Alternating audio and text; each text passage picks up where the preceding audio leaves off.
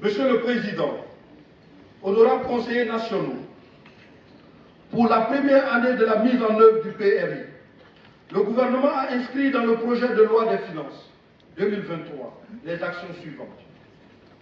Apporter un soutien à l'activité et aux ménages à travers la mise en œuvre du plan de relance économique, PRE.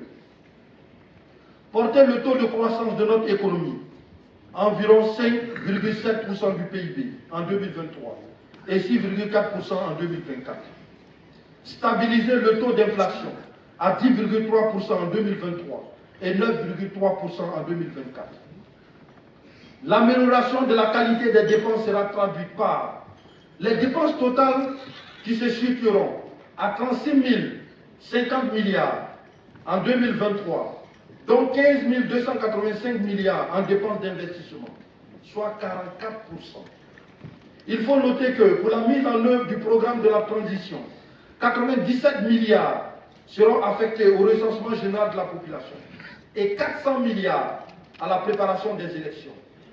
Exceptionnellement, 130 milliards seront affectés à l'assainissement et 1200 milliards aux services déconcentrés à l'intérieur.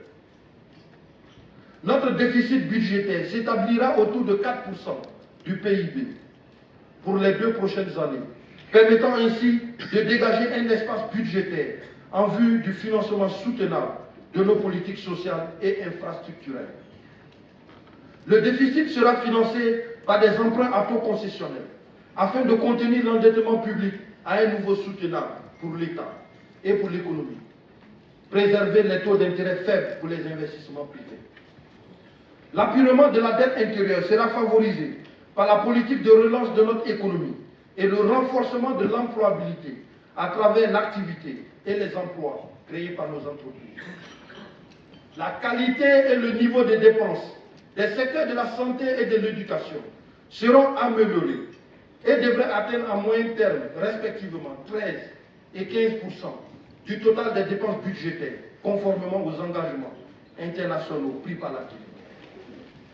Un niveau minimal de 10% des dépenses du budget de l'État en faveur du développement rural, agriculture, pêche, élevage et environnement, en application des engagements de Maputo et de Malabo. Les projections de recettes sont estimées à 27 856 milliards de francs guinéens en 2023 et de 31 099 milliards en 2024. La poursuite et l'approfondissement des réformes et des mesures de sécurisation de ces recettes seront marqués par la digitalisation des procédures de collecte et de gestion des impôts, taxes et autres revenus de l'État. L'élargissement de l'assiette fiscale et la promotion du civisme fiscal par la mise en œuvre d'une stratégie de communication du gouvernement en la matière. L'amélioration des relations entre les régies financières et les contribuables à travers la prise en compte de leurs préoccupations. La préparation d'une cartographie des risques et d'un plan de mitigation à court terme pour toutes les régies financières. La poursuite des travaux d'interconnexion entre le guichet unique du commerce extérieur de la Guinée, la Direction générale des douanes, la Direction générale des impôts, la Direction générale du Trésor de la comptabilité publique et la Banque centrale de la République de Guinée. L'opérationnalisation des applications informatiques de facturation électronique, de télétransmission des états financiers et des remboursements en ligne des crédits de TVA. L'extension des applications informatiques aux services déconcentrés de la Direction générale des impôts. L'amélioration de la contribution du secteur minier aux recettes intérieures par l'application du prix de référence fixé par le gouvernement. La poursuite et la digitalisation du processus de recouvrement des recettes intérieures en général et des autres recettes administratives en particulier.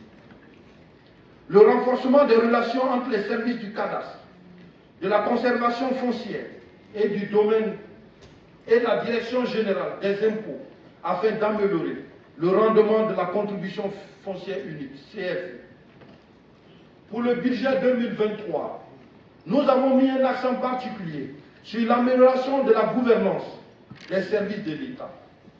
À ce titre, Il s'agit de poursuivre la réforme des marchés publics, à travers notamment la relecture des textes sur la commande publique, l'amélioration des procédures de passation des marchés publics, ainsi que la digitalisation des procédures de passation des marchés publics et la dématérialisation des opérations de paiement.